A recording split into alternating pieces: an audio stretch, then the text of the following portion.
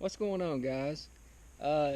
Today I'm going to go do a quick how-to on how to rig and tie a spinnerbait.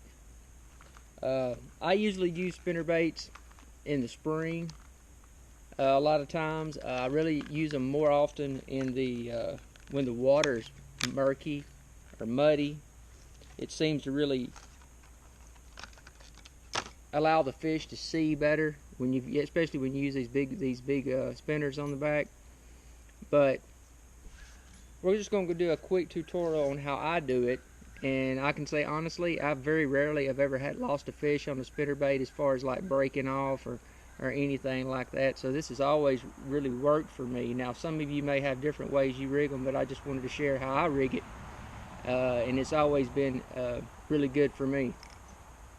First of all, as far as tying it goes, this is a pretty common knot, but I take it like this right here. I go up under like so, and normally I'll wet it, and I'll spin the spinnerbait probably like 7 times.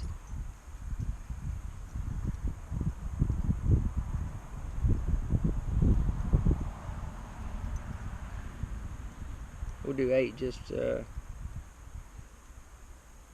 in case.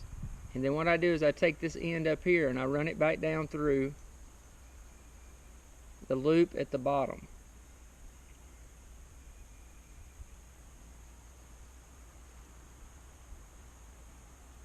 Sometime I'll wet it again.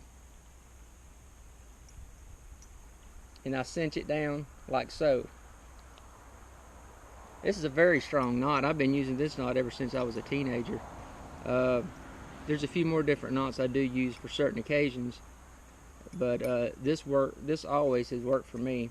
And you just cut your extra there, not getting way down close to the knot. Just leaving just a little bit there, just in case there's any slip. But I doubt very seriously there's going to be any slip. Now, as far as like a trailer goes, now if you haven't seen my video, I'll put a link in the description so you can check it out. But it's what I do with all of my plastic worms. After I catch a couple fish and they're kind of ripped up, but I don't have them on me right now, so what I'm going to do is I'm just going to take one of these worms. I probably wouldn't actually use this worm on this spinnerbait, but since I got these right here, that's what I'm going to do. In fact, this right within itself would be a good trailer without even taking any of it off. But sometimes what I'll do is I'll take a little bit off the top, off like that. Normally I'd have something with a little more, something with a curlier tail, some kind of split tail or something like that.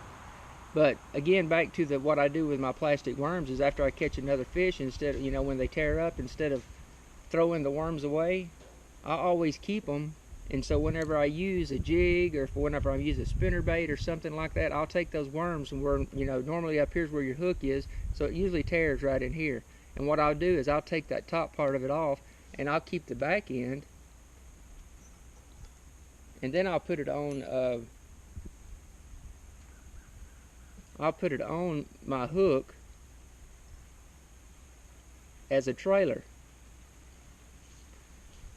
And to me, this is a really good idea. Instead of going out and spending a ton of money on different trailers, when you can just take the worms that you've already used, you've already purchased, and you just get more use out of them.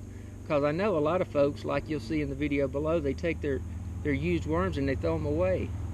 But you really can get a lot more out of those worms, and in the end it'll save you a lot of money too, instead of having to go buy individual trailers and whatnot. So that was on my mind today. I wanted to share that with you. I will be doing some more videos on how I rig certain lures and whatnot in the future. So if you're a new viewer, please like and subscribe to my channel, Bama'S Outdoors. And if you are a current subscriber, please like this video. And as always, happy fishing, God bless, and have a great day.